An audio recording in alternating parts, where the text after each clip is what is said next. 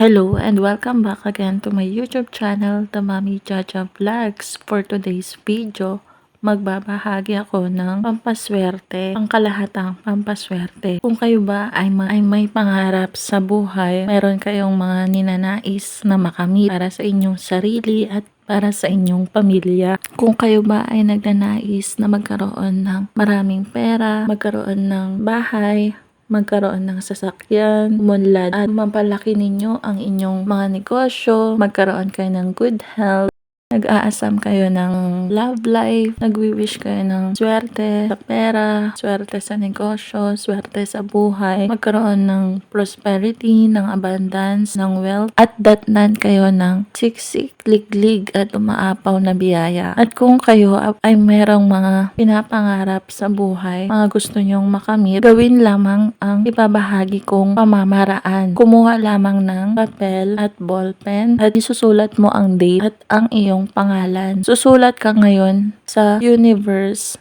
Iparating mo ang mga pangarap mo, ang mga ninanais mo, ang mga kahilingan mo. Isulat mo lahat sa papel. Magsimula ka sa Dear Universe at kayo na bahala magsulat ng mga pangarap mo, ng mga hinihiling mo, ang mga nais mong makamit para sa iyong sarili, para sa iyong pamilya, para sa iyong mahal sa buhay. Isulat mo lahat ng mga gusto mong makamit. Huwag kang gumamit ng sana, katulad ng gusto mong magkaroon ng maraming pera. Sulat mo na din kung magkano amount ang gusto mong makuha.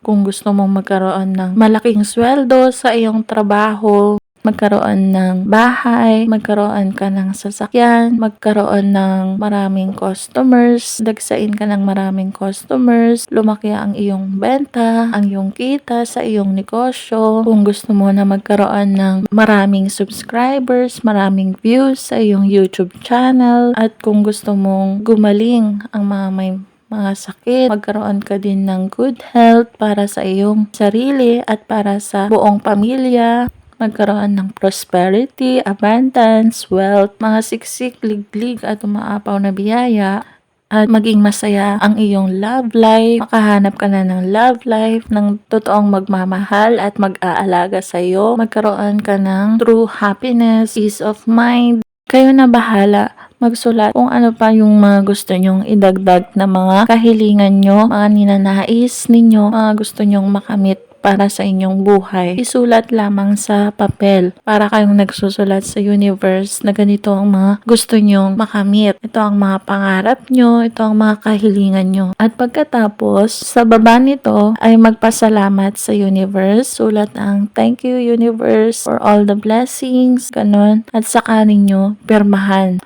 ang buong pangalan at ang inyong pirma. Ang pagpipirma ay dapat pataas para ang inyong buhay ay paunlad. Huwag kayong magpipirma ng pababa. At yun ang isang tip tungkol sa mga pagpipirma. Dapat ang accent sa dulo ay pataas. Ang ibig sabihin nun ay paunlad. At pagkatapos, tiklupin ang papel na papunta sa inyo, i-claim na matutupad at makakamit ninyo ang mga hinihiling nyo, ang mga ninanais ninyo, at ilalagay ito sa envelope. O kung walang envelope, mga ampaw. Pwede mo din itong lagyan ng 5 coffee beans para mapabilis nito ang pagtupad ng iyong mga kahilingan. Maganda din ang coffee beans pagdating sa mga pampaswerte dahil meron din itong kakayahan na mapabilis ang mga pampaswerte na ginagawa. Pinuboost nito ang mga pampaswerte na ginagawa. Ilagay ang 5 coffee beans sa envelope kasama ng iyong papel na nakasulat ang iyong mga kahilingan. At saka ito isi-sealed ng green na kandila. Optional lang ang paggamit ng green na kandila. Kung wala kayong green kandila para i-sealed ang envelope, okay lang yun. Gumamit na lang ng insenso, pausukan ang envelope na naglalaman ng mga wishes ninyo, ng mga kahilingan nyo para madala nito sa universe ang mga kahilingan nyo. Pag napausukan nyo na ng insenso, hahayaan lamang ang envelope na itago ito sa inyong unan. Ilagay ito sa ilalim ng inyong unan. Huwag na huwag itong bubuksan hanggat hindi natutupad ang mga kahilingan ninyo. Pwede din itong itago sa mga cabinet. Basta itago ito sa hindi nyo mabubuksan o mapapansin. Pag nagawa nyo ito, palagi pa rin magpatuloy na magsipag, magtiyaga, dumiskarte, magtrabaho at manalangin sa buong may kapal. Ang mga ganitong pamamaraan ay magiging gabay lamang at pampaswerte. Kung hindi mo pa nagagawa ang pamamaraan na ito, huwag ka nang magpatumpik-tumpik pa na subukan at gawin ang pampaswerteng ito.